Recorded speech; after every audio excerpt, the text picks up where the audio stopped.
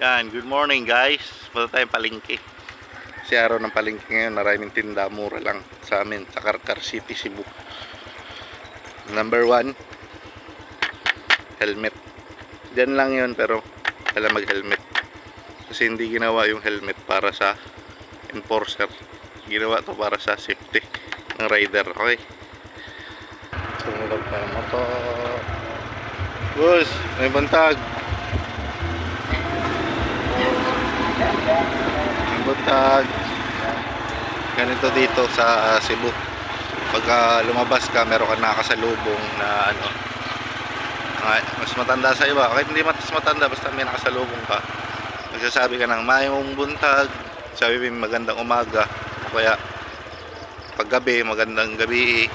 Ganun dito. Respect ba? Respect. Ano? Boss, may buntag. Ganun dito. Papagas mo tayo dito kay Migo. Ayan, 100 lang premium. Yung daan sa amin bagong gawa.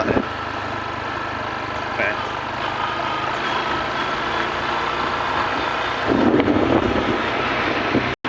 Malapit na tayo sa sa palengke. Ayan. Yan, City Hall yan. City Hall ng Carcar yan.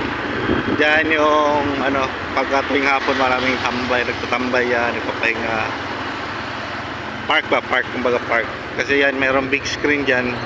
Tuwing alas 5 ng hapon, mayroong movie hanggang gabi. Yan. Free movie. Ang City Hall, parang sinihan ba? Yan.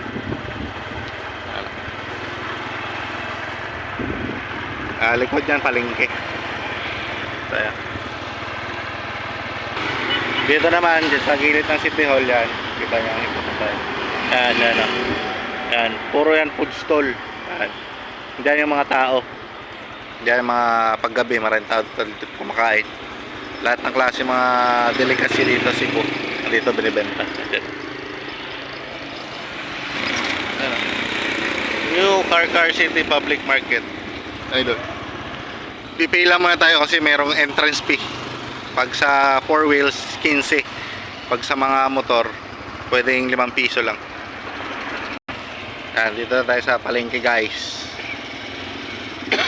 Ay buntag. Pwede ticket natin 5 piso lang entrance fee. Okay, ano,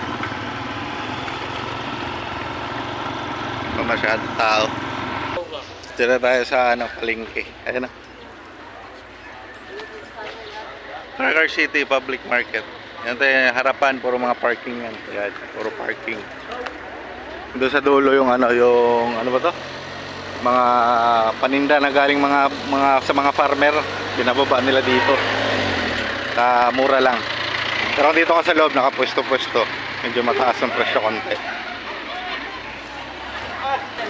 So dito na tayo sa palengke. Ayan o. Kita mo ba yun? Abab. Dito tayo bibili sa abab. Sa kilo lang.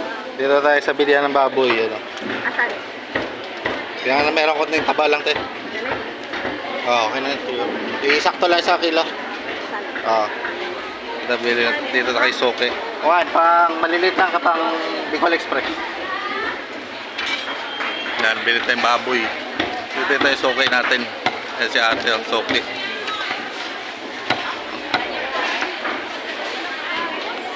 So, bibili natin. Bibili tayo sili. Yan o. Diba? Ayan, sili. Palit ako kuhan. Balik kuhan lang. 30. Yan isa akong Soke. Ito yung Soke. Ayan, si Soke.